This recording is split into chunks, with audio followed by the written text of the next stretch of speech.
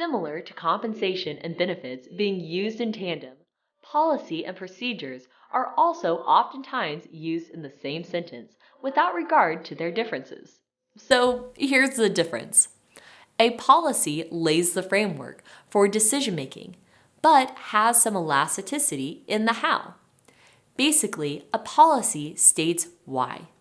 For example, the school may have a zero tolerance policy on bullying. Procedures, on the other hand, explain how that policy will be carried out. For example, the school may have a zero tolerance policy on bullying. The procedure for bullying might be to suspend the bully, require mandatory counseling, or even expulsion. When creating your policy, also consider creating the procedures. Your policy and procedures could include basic employment events like harassment, drug testing, or dress code. Other policies and procedures could address time events like time off, attendance, late policy, and overtime. Companies should have clear policies and procedures for benefits like retirement, health insurance, and leave.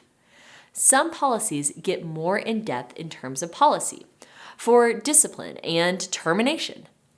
Policies and procedures should be up to date. An outdated policy might be just as detrimental as no policy. Sometimes it can be even more detrimental.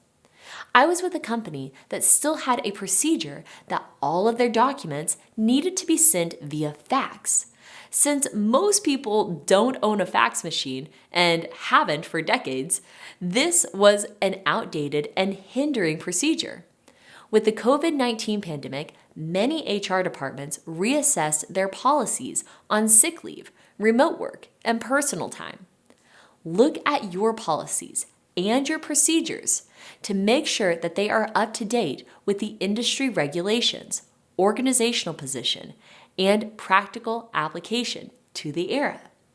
Policies and procedures are a good way to outline equal expectations for all employees and help to bring fair and accountable responses to all employees when those expectations are not met. Policies and procedures are ideally created proactively and not reactively.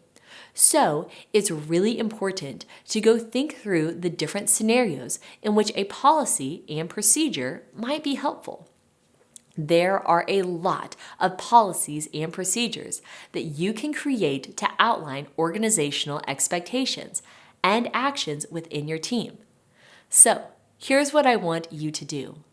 Look at your current policies and procedures and make adjustments to make sure that they are up to date.